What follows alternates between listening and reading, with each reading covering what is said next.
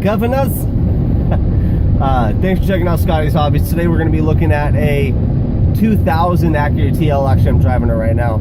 Check engine light is flashing. It's running like shit. Started doing this on my way to work. I hate driving it like this, but I believe a coil has gone bad. But it's a real common problem on this one. You could be looking at a dead cylinder, which might be bad. Rings should see smoke out of the tailpipe in that case. You might have a bad spark plug that just fouled out. But pulling each coil, you should be able to figure that out too.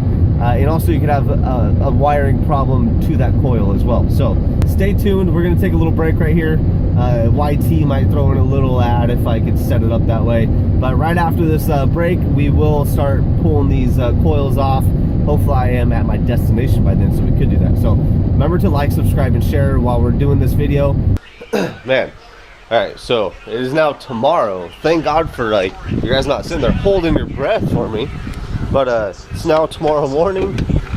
This thing's even running more like shit. I actually got called back into work right after I got done filming that, so I came home, got my Tahoe, and went back. So right now we're gonna check these coils.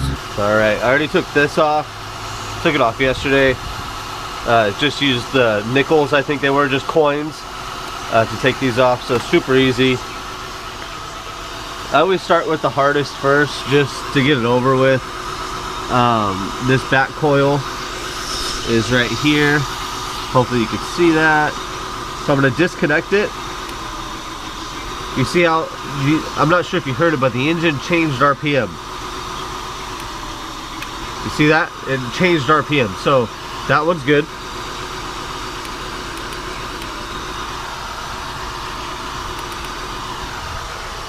I hear arcing. I think I hear arcing. Oh no, evap solenoid. Whew, okay. Now we're just gonna disconnect this second one. Alright. That one I got all the way out. The RPM dropped on that one too. So we're gonna go to this last one back here and try to get it off. Yep. Maybe when I pulled on it disconnected. But when you plug it back in, the RPM does change too. So you know that coil is good. Now we're gonna check these ones up in the front. Now I'll just start with this center one. There we go. Center one. You hear the RPM change?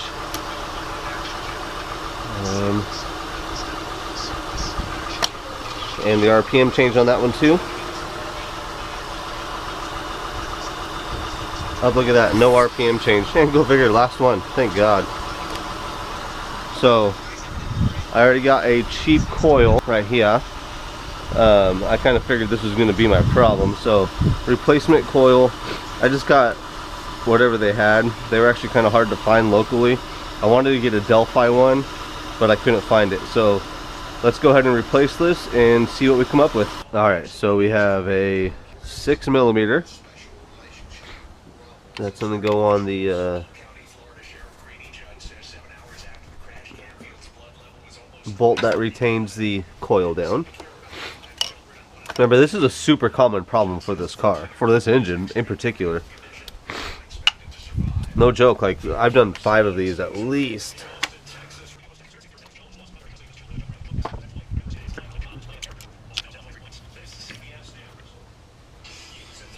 You could bench test this. If you look it up online, you could probably check the resistance in these. I think it's dead.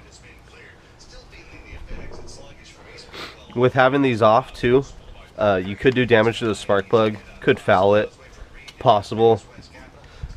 Haven't ever really had that problem occur. Also, if you have dielectric grease, you can put that down at